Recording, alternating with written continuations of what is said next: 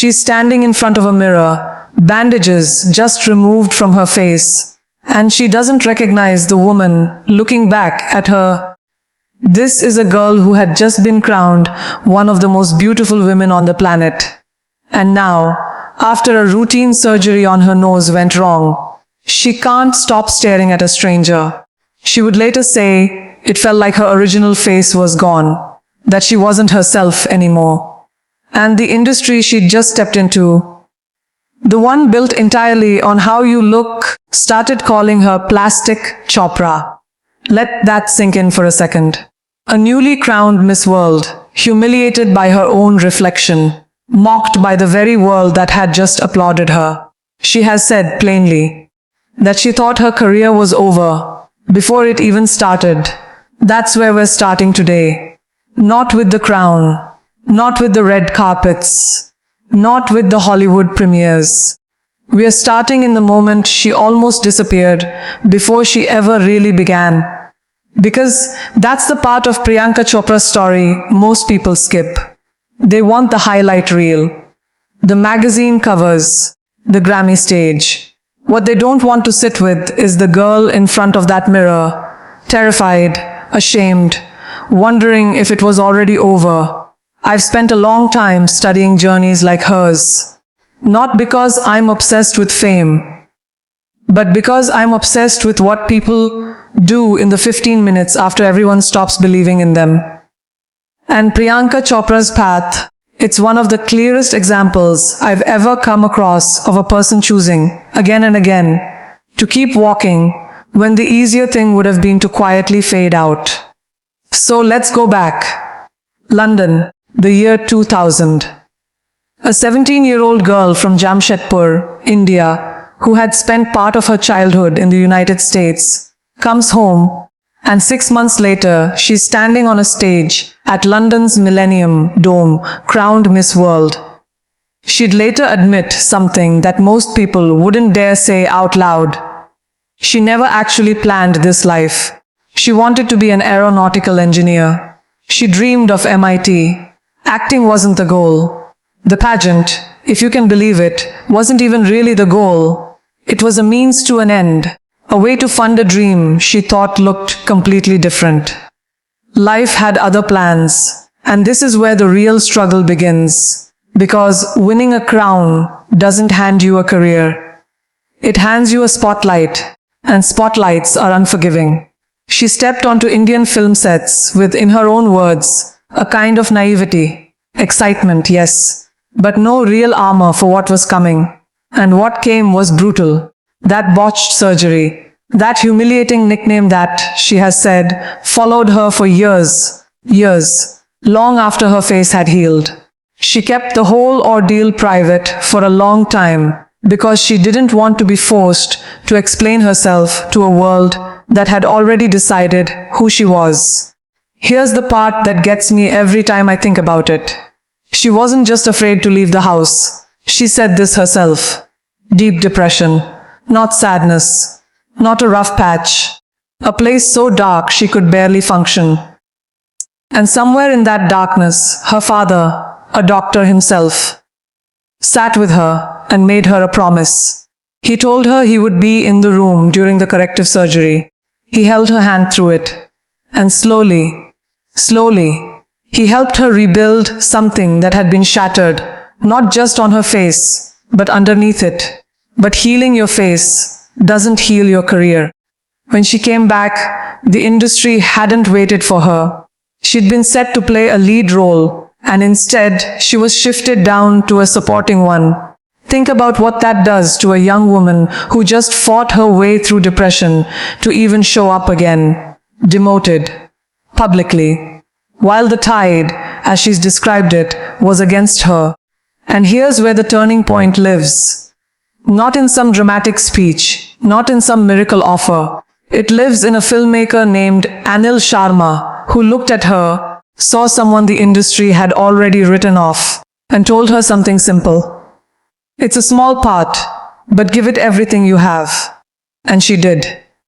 She took a diminished role, a role beneath what she'd been promised, and she poured everything into it anyway. That's the principle sitting right there in that moment.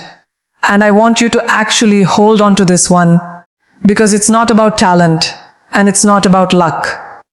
When the world demotes you, when you get the smaller role, the smaller title, the smaller shot after you've already proven you deserved more, the only real move left is to make the small thing undeniable.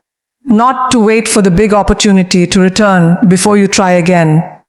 She didn't get her comeback because the industry apologized. She got her comeback because she refused to treat a small part like it was beneath her effort. From there, something shifted.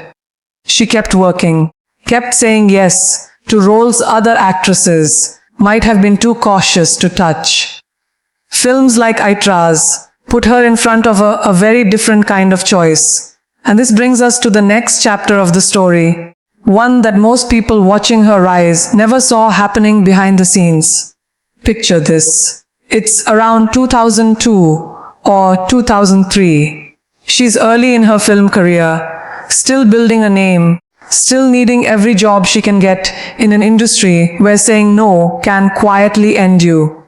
She's on set for a film, playing a character who's undercover, seducing a man as part of the plot. And there's a wardrobe scene. She wants to layer the character, build the moment with restraint. The filmmaker doesn't agree. And instead of saying it to her directly, he turns to the stylist in front of her and says he needs to see her underwear. Otherwise, why would anyone come watch the movie? She has called that moment, flatly, dehumanizing now. Sit with the position she was in.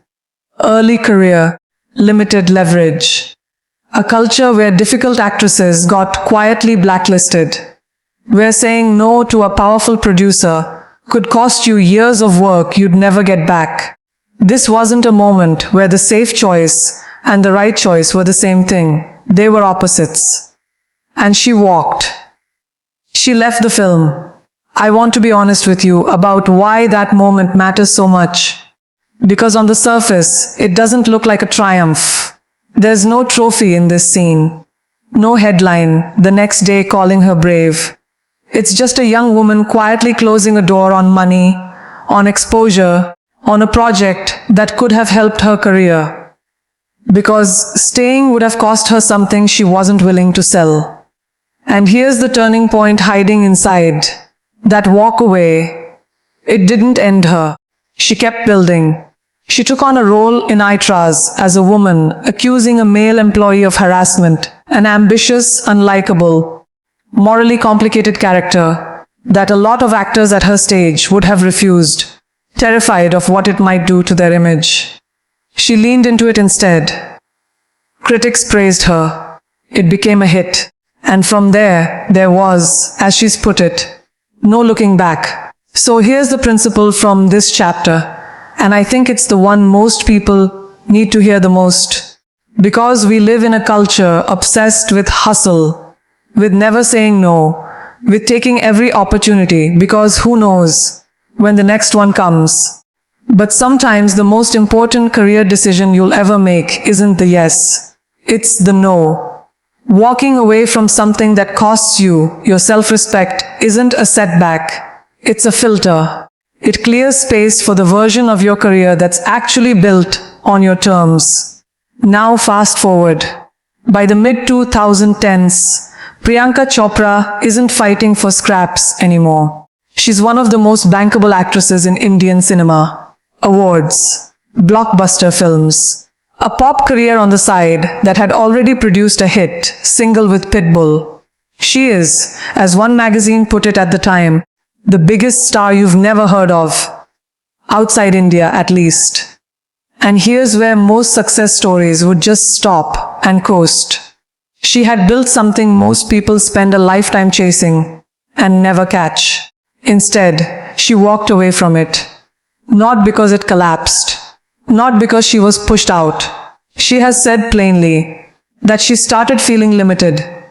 That the decision to leave wasn't born out of frustration, but out of a refusal to settle. Think about how rare that is. Most people leave a good thing when it turns bad. She left a great thing while it was still great, because great wasn't the same as growing. She went to Hollywood, and Hollywood didn't know her. All that stardom, all those years of built trust, with an audience of over 1 billion people, meant almost nothing on a new continent. She had to audition. She had to start, in a very real sense, from a version of zero. That's the quiet terror sitting underneath this chapter of her story, the part that doesn't make it into the highlight reels. Walking away from mastery to become a beginner again, on purpose, with no guarantee it would work. In 2015, it worked. She landed the lead role in the American TV drama Quantico, becoming the first South Asian actress to headline a prime-time American network drama. Read that again, not a supporting role, not a guest spot, the lead. A door that, for South Asian actors trying to break into American television, simply hadn't been opened before. And she was the one standing in it. So here's the principle from this stretch of the journey, and it's one I think about constantly. Comfort and growth rarely live in the same room. If you're sitting in a place where you've already proven yourself, where the applause is loud and reliable and easy, that's exactly the moment to ask yourself whether you're still growing or just repeating a version of success you've already mastered. She didn't wait for Hollywood to feel safe before she went. She went while it was still terrifying. Because terrifying, it turns out, is usually where the next real chapter is hiding. But landing the lead didn't mean the fight was over. It never really is. And this next part of the story is the one that, honestly, should make all of us a little angry and a little more determined at the same time. Years into her Hollywood career, already an established global name, she got a phone call from one of her agents. She was up for a role, a real contender, and then the studio passed. Her agent told her it came down to physicality. She has said her first instinct was to ask what that even meant.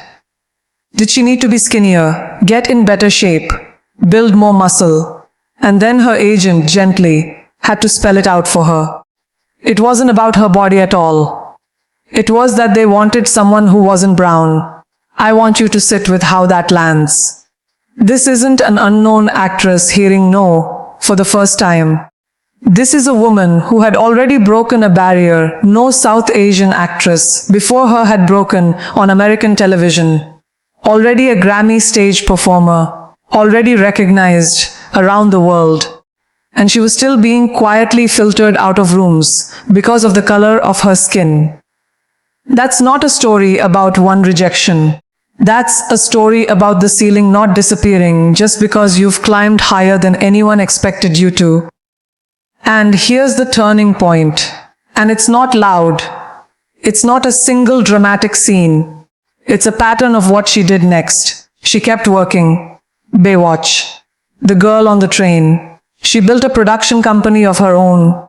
One that could greenlight the kinds of stories that studios might otherwise overlook.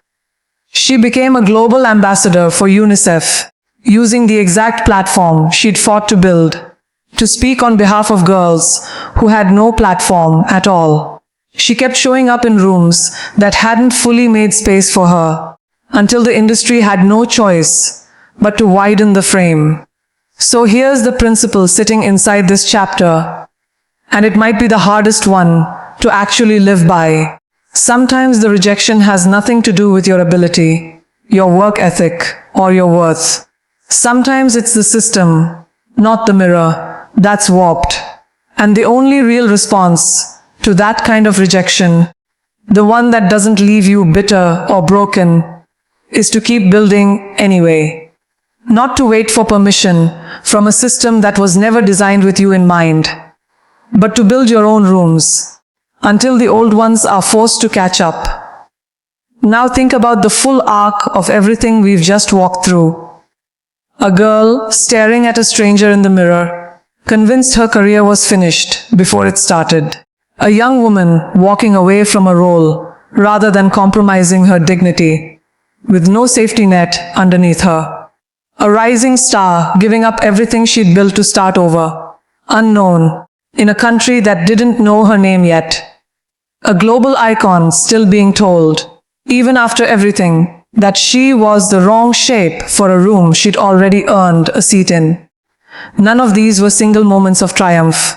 They were choices, made again and again, often quietly, often with nobody watching, long before any of us knew her name. And that's really the point of telling you all of this. It's not, look how amazing she is. It's not meant to leave you in awe of someone else's life while your own feels small in comparison. The point is what her path proves is actually possible. It proves that the small part, the one beneath what you know you deserve, is still worth giving everything to.